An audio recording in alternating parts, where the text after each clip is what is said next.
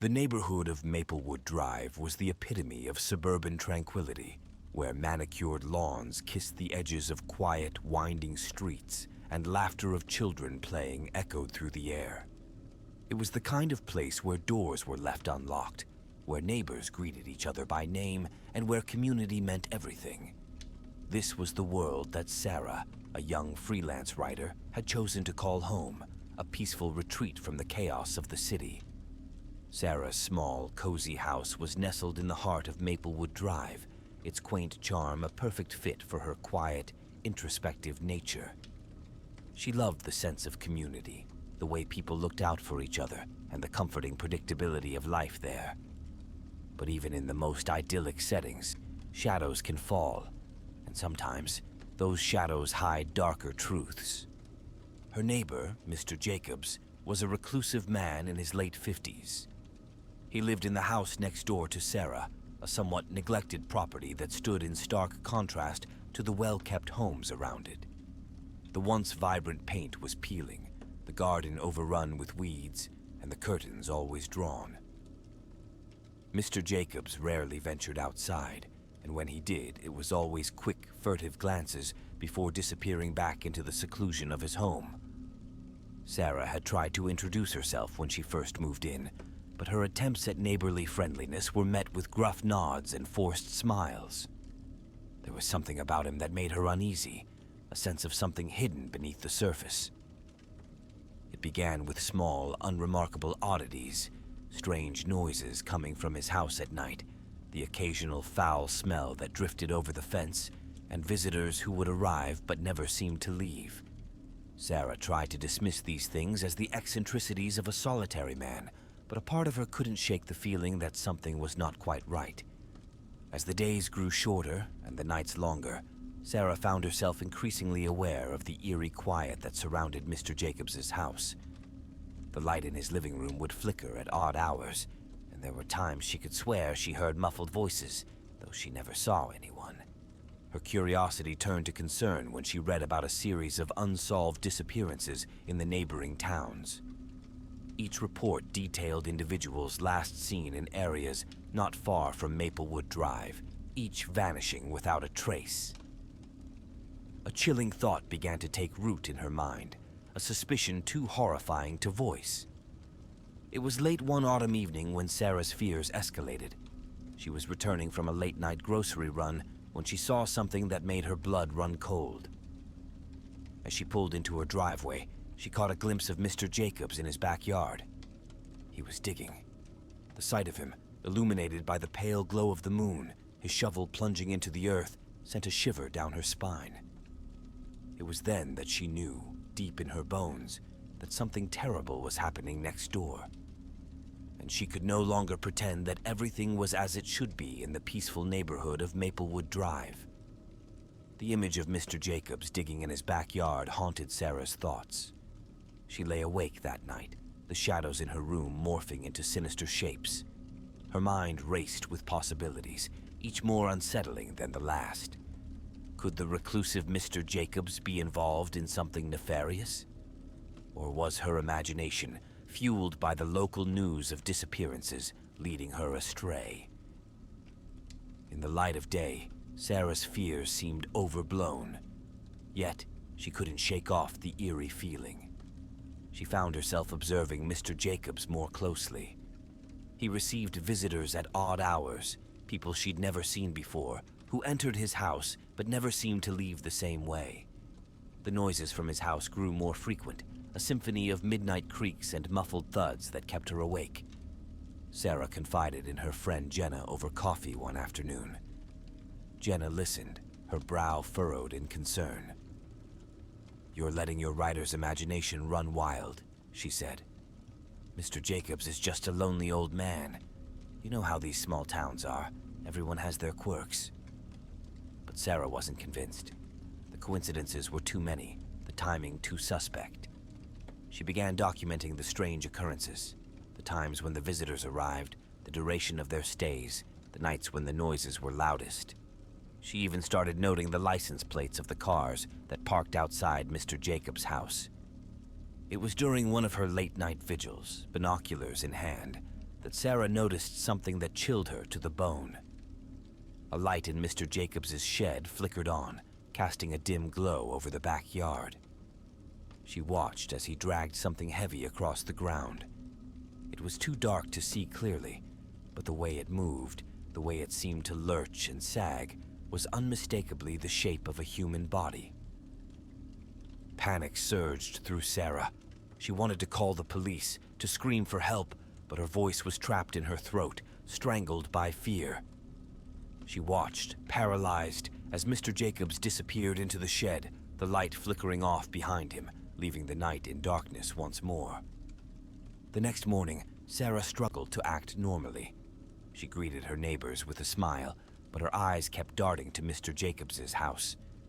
The shed door was closed, an innocuous structure that held a sinister secret. Determined to find answers, Sarah decided to investigate. She started with a search online, delving into public records, trying to piece together Mr. Jacobs's past.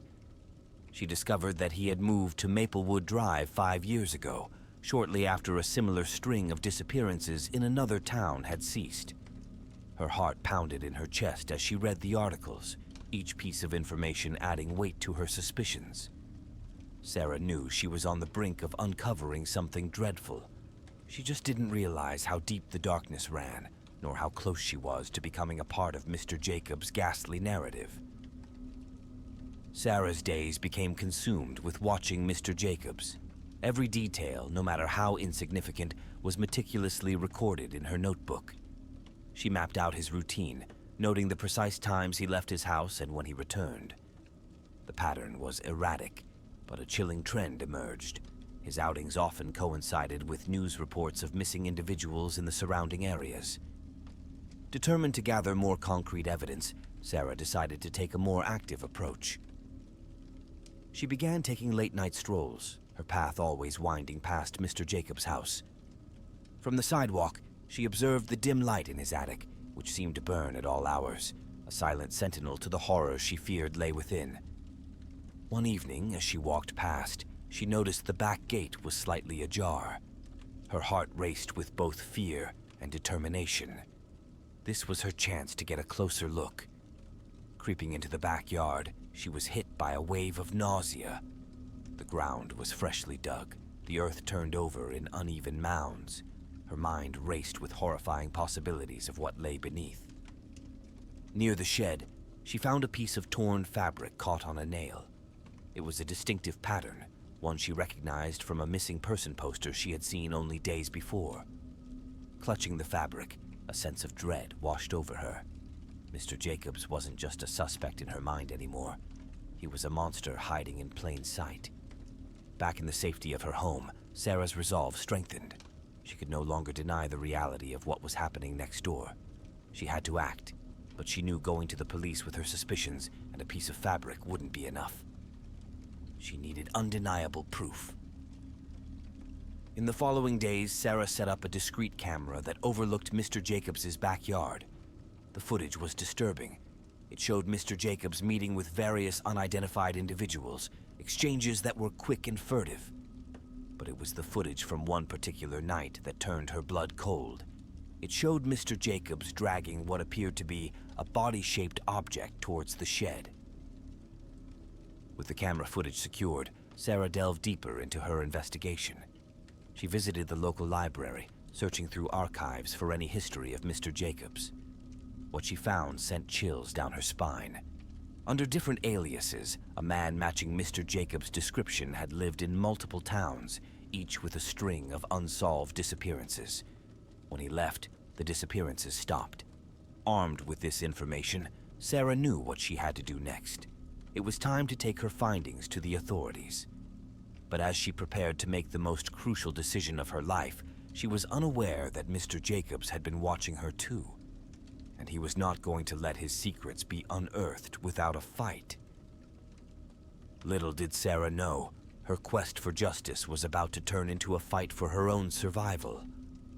The stage was set for a confrontation that would unearth the depths of Mr. Jacobs' depravity and push Sarah to the limits of her courage and cunning. The opportunity for a direct encounter with Mr. Jacobs came unexpectedly.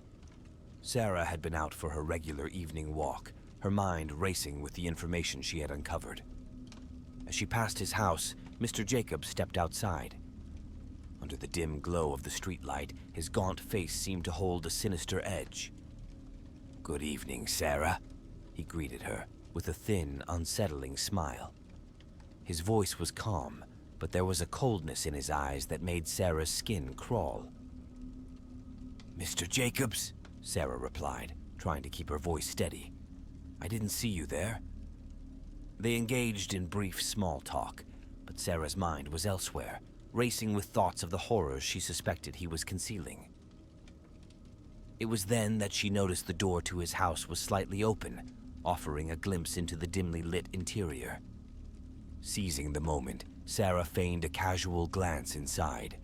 Her heart skipped a beat when she saw what appeared to be an old photograph on a table. A photograph of a young woman who matched the description of one of the missing persons. Mr. Jacobs followed her gaze and quickly stepped in front of the door, blocking her view. "Is there something wrong, Sarah?" he asked, his tone suddenly sharp. Caught off guard, Sarah stumbled over her words. "No, nothing. I should be getting back. Good night, Mr. Jacobs." As she hurried home, the image of the photograph burned in her mind. It was the proof she needed, but she had no way to get to it without arousing Mr. Jacobs' suspicion. The next day, Sarah wrestled with her options. Going to the police with her suspicions and the little evidence she had might not be enough to warrant an investigation. She needed something more concrete, something irrefutable. Her decision was made that evening. She would break into Mr. Jacobs' house and retrieve the photograph. It was a dangerous plan, but she felt it was the only way to expose him and bring justice to the victims. Under the cover of darkness, Sarah prepared for what she knew would be the most perilous act of her life. She dressed in black, equipped herself with a flashlight and her phone, and waited for the right moment. The street was quiet as she made her way to Mr. Jacobs' house. Her heart pounded in her chest with every step. Slipping through the back gate, she found the back door unlocked. It was almost as if Mr. Jacobs was inviting her in. Inside, the house was shrouded in shadows. Sarah moved quietly, her senses on high alert. She found the photograph on the table, just as she had seen it the night before. Snapping a picture with her phone, she felt a wave of relief wash over her. But her relief was short-lived.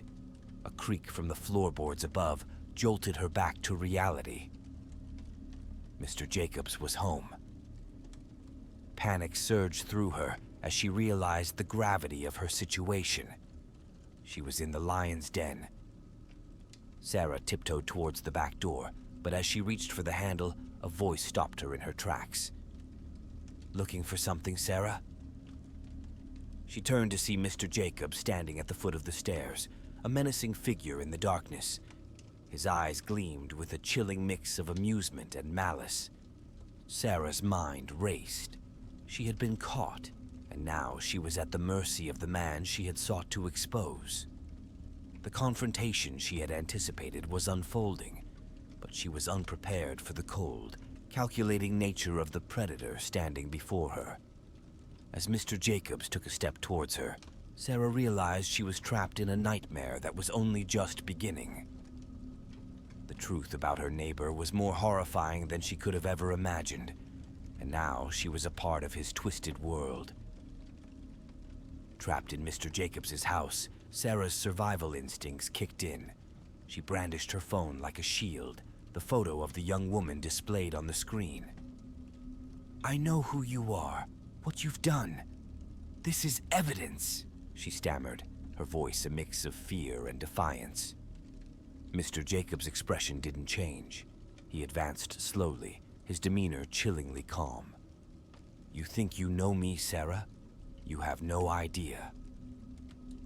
In a desperate bid for escape, Sarah threw an ornament at him, creating a distraction. She bolted past him, her heart pounding as she raced out of the house. Once outside, she didn't stop running until she reached the safety of her own home. Panting and shaken, Sarah locked her doors and windows. She knew she had barely escaped with her life. The photograph on her phone was damning, but she needed more to convince the authorities. Mr. Jacobs was clever, and she suspected he would have covered his tracks well. The following day, with a mix of dread and determination, Sarah went to the local police station.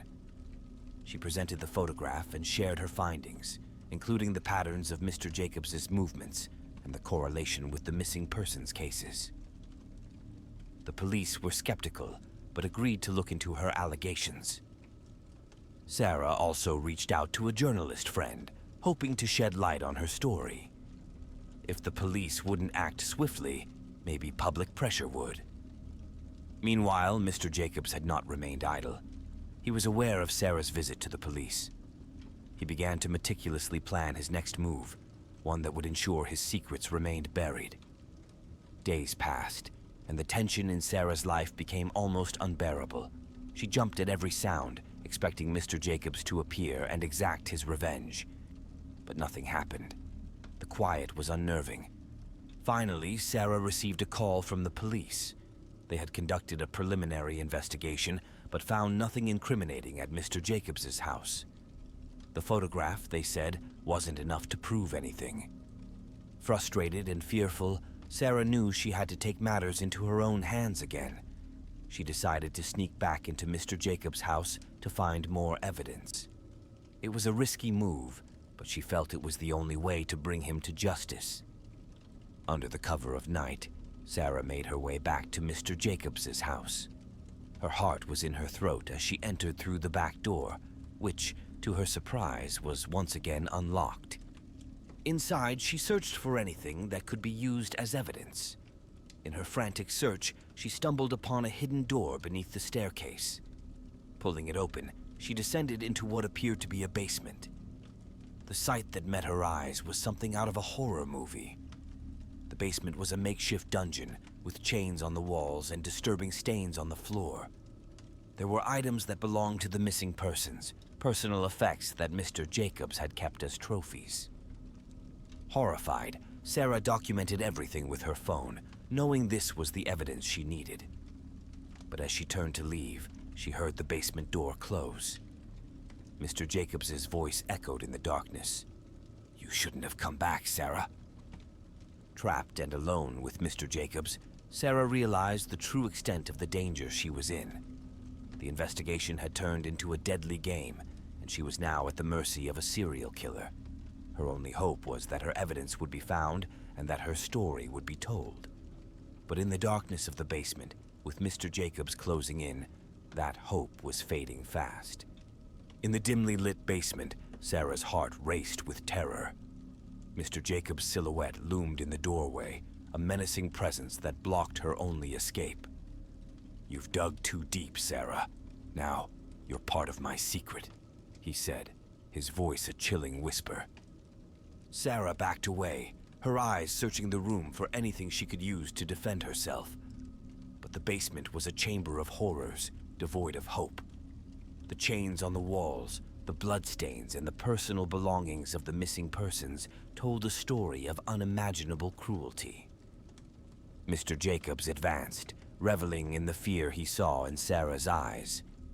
"You thought you could expose me, but you didn't realize who you were dealing with," he taunted. In a desperate move, Sarah lunged at him, trying to push past, but Mr. Jacobs was stronger, easily overpowering her. He grabbed her, his grip like iron, and forced her to the ground. Sarah struggled, but it was futile. Mr. Jacobs's face loomed over her, his eyes devoid of humanity. "You're mine now, just like the others," he sneered. As he reached for one of the chains on the wall, Sarah's mind raced. She thought of all the missing people, the lives Mr. Jacobs had stolen. She refused to be his next victim.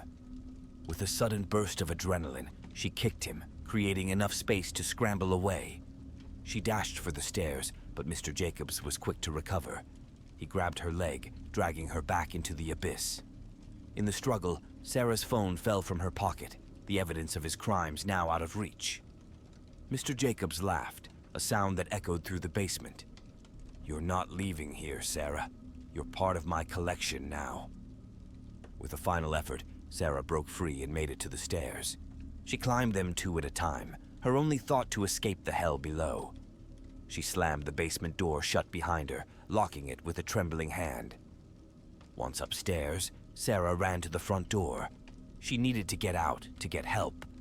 But as she reached for the knob, a searing pain exploded in her head, and darkness consumed her. Mr. Jacobs had caught up, his blow rendering her unconscious. He stood over her, a grim smile on his face. "You can't escape your fate, Sarah," he whispered. When Sarah awoke, she found herself chained in the basement, her situation grim. Mr. Jacobs had taken her phone, the evidence of his atrocities gone. She was alone, trapped in the lair of a monster. Upstairs, Mr. Jacobs meticulously cleaned the house, erasing any trace of Sarah's presence. He prepared his alibi, confident in his ability to outsmart the authorities. He had done it before, and he would do it again. In the basement, Sarah's hope dwindled. She realized that her story might never be told, her fate sealed in the darkness of Mr. Jacobs's secret world. The horror of her situation was overwhelming, the knowledge that she was at the mercy of a serial killer who had outsmarted her at every turn. As the hours passed, Sarah's resolve hardened. She refused to give up, to be another of Mr. Jacobs's victims. She began to work at her chains, determined to fight for her life, to expose the monster who lived next door. But as she struggled in vain, the chilling reality set in. She was in the clutches of a killer who had already won, and her chances of escape were slipping away. In the confines of the basement, Sarah's struggle against the chains was futile. The cold metal bit into her skin, a constant reminder of her dire situation. Her mind raced, trying to find a way out, but the grim reality was that she was at Mr. Jacobs's mercy. Hours turned into days, each passing moment a torture in the darkness. The only light came from a small, grimy window high up on the wall. Sarah's only companions were the haunting memories of what she had uncovered and the fear of what Mr. Jacobs would do next. Then, the moment she dreaded arrived. The basement door creaked open, and Mr. Jacobs descended the stairs. In his hand, he held a tray with a meager portion of food and water. "Can't have you dying on me yet," he said, his voice dripping with malice. Sarah's throat tightened as she looked up at him. "Why are you doing this?" she managed to ask, her voice barely above a whisper. Mr. Jacobs sneered. "You wanted to know my secrets, Sarah. Now you're part of them." He set the tray down just out of her reach and sat on a nearby chair, watching her with cold eyes. Sarah realized this might be her only chance to escape. She needed to outsmart him, to find a way to break free. She feigned weakness, slumping against the wall, hoping to catch him off guard. As he leaned in to place the tray closer, Sarah lashed out with all her strength, her foot connecting with his hand. The tray clattered to the floor, and in the brief moment of his surprise, Sarah lunged for the chain around her ankle. Mr. Jacobs recovered quickly, anger flashing in his eyes. He grabbed her, dragging her back to her spot. But in the struggle, Sarah managed to grab the key from his pocket. With a newfound determination, Sarah fought back fiercely. But Mr. Jacobs was stronger and more experienced in this twisted game. He overpowered her, pinning her to the ground. "You're a feisty one, aren't you?" he hissed, his face inches from hers. "But it's useless, Sarah. You're not leaving here alive." Sarah's heart pounded in her chest as she realized the gravity of her situation. She was in the hands of a killer, and her chances of survival were slim. In a last act of defiance, Sarah managed to kick Mr. Jacobs away. She quickly unlocked the chain around her ankle and dashed for the stairs. She could hear Mr. Jacobs behind her, his footsteps heavy on the wooden steps. As she reached the top, she slammed the basement door shut, locking it behind her. She was free from the chains, but not from the House of Horrors. Sarah knew she had to act quickly. She ran through the house, searching for her phone, for any means of calling for help. But Mr. Jacobs was cunning. He had hidden all possible means of communication. Frantic and desperate, Sarah made for the front door. She needed to get out to find help. But as she reached for the handle, a searing pain shot through her head, and everything went black. Mr. Jacobs had caught up to her, his blow rendering her unconscious once again. He stood over her, a look of satisfaction on his face. "You can't escape me, Sarah. This is your end." The confrontation had ended, but the horror was far from over. Sarah had been captured, her fate now in the hands of a merciless killer. Her brave attempt to escape had failed, and she was once again a prisoner in Mr. Jacobs's twisted world. Unbeknownst to Sarah, her struggle had not gone unnoticed. A neighbor, out for an early morning walk, had seen her frantic attempt to escape and heard the commotion. Concerned, they called the police, reporting a possible break-in at Mr. Jacobs's house. The police responded quickly, their arrival marked by the sound of sirens and flashing lights that cut through the quiet of Maplewood Drive. They found the front door ajar and Sarah unconscious on the floor.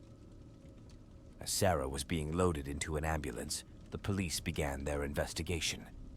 They found the basement dungeon, the chains, and the undeniable evidence of Mr. Jacobs' heinous crimes. The house was a macabre scene, each room revealing more of the gruesome reality. However, Mr. Jacobs was nowhere to be found. He had vanished, slipping away into the early morning light, aware that his secret was out. The predator had escaped, leaving his lair and his latest victim behind. Sarah regained consciousness in the hospital, her mind foggy and disoriented. The police were there, waiting to question her. She recounted her ordeal, the discovery of Mr. Jacobs's secret, and her desperate fight for survival. The police were sympathetic, but also skeptical. The evidence in the house was damning, but without Mr. Jacobs, it was a puzzle with missing pieces. Sarah's story, while compelling, was hard to believe without the perpetrator to corroborate it. Determined to find Mr. Jacobs, the police launched a manhunt. The story of the serial killer next door sent shockwaves through Maplewood Drive and beyond. The media descended on the quiet neighborhood, each news report a sensational tale of horror and mystery. As Sarah recovered, she was haunted by the events. She had escaped death, but the trauma of her experience lingered. She was lauded as a brave survivor by some, but others whispered doubts about her story. The truth was there in the walls of Mr. Jacobs's house, but without him, it was incomplete. Days turned into weeks, and there was no sign of Mr. Jacobs. He had disappeared, a ghost in the wind, leaving behind a trail of unanswered questions and shattered lives. For Sarah, the nightmare continued. She was free from the chains, but not from the memories of her captivity. She knew that Mr. Jacobs was still out there, a lurking threat in the shadows of her mind. Her fight for justice had turned into a fight for her sanity, a battle against the doubt and fear that Mr. Jacobs had instilled in her. As the investigation continued with no leads, Sarah realized that the villain she had sought to expose had won. He had escaped the clutches of the law, his fate a mystery as dark as the crimes he had committed. In the quiet of her hospital room, Sarah grappled with the harsh reality. She had come face to face with evil and survived. But at what cost? The truth was out there, but it was lost in the shadow of Mr. Jacobs's escape, a chilling reminder that monsters do exist, and sometimes they win. While Sarah struggled with the aftermath of her harrowing experience, Mr. Jacobs was executing his final, most cunning plan. He had anticipated the possibility of being discovered and had prepared accordingly. In a secluded hideout, he watched the chaos he had left behind unfold, a twisted smile on his lips. Mr. Jacobs was not just a meticulous serial killer. He was also a master manipulator. He had planted evidence in his own house that would incriminate Sarah, should his crimes ever come to light. Pieces of his victim's belongings, along with incriminating items, were carefully placed to point to Sarah as the perpetrator. The police, already grappling with the bizarre nature of the case, were thrown into further confusion when they discovered this new evidence. The narrative began to shift, and suspicion started to fall on Sarah. The media, ever hungry for a sensational story, latched onto this new angle, painting Sarah as a possible accomplice or even the mastermind behind the horrors. Sarah, still in the hospital, was blindsided by the allegations. Her fight for justice turned into a fight to prove her innocence. Her statements, once seen as the brave testimony of a survivor, were now scrutinized for inconsistencies and motives. The police, under public and media pressure, were forced to consider every possibility. They questioned Sarah relentlessly, their once sympathetic demeanor replaced by suspicion. The evidence found in Mr. Jacobs' house, coupled with the lack of any solid leads on his whereabouts, made their investigation increasingly complex. As the days passed, the case took a darker turn. Sarah was arrested, charged with being an accomplice to the crimes. The evidence, though circumstantial and part of Mr. Jacobs' manipulation, was enough to cast doubt on her innocence. The trial was a media circus, each day bringing more sensational headlines. Sarah sat in the courtroom, a shell of her former self, her pleas of innocence drowned out by the overwhelming narrative against her. Mr. Jacobs watched it all from his hideout, savoring the fruits of his deception. He had turned the tables on his pursuer, ensuring that she would pay for her attempts to expose him. In a twisted sense, Sarah had become his final victim, trapped in a web of lies and deceit of his making. As the trial progressed, Sarah's hope of proving her innocence dwindled. The evidence against her, though orchestrated by Mr. Jacobs, was damning. She was convicted, sentenced to life in prison for crimes she did not commit. In her cell, Sarah grappled with the cruel irony of her situation. She had sought to unmask a monster, only to be consumed by his shadow. Mr. Jacobs had won, his secret safe with him, while she faced a lifetime behind bars for his sins. The true horror of Mr. Jacobs' crimes was not just the lives he had taken, but the life he had destroyed in his escape. Sarah, once a vibrant and determined woman, was now a broken figure, a cautionary tale of the danger that lurks in the pursuit of truth. Now, under a new identity, Mr. Jacobs watched the conclusion of Sarah's trial on the news. His meticulous planning had paid off. He had not only evaded capture, but had also destroyed the life of the one person who had come close to exposing him.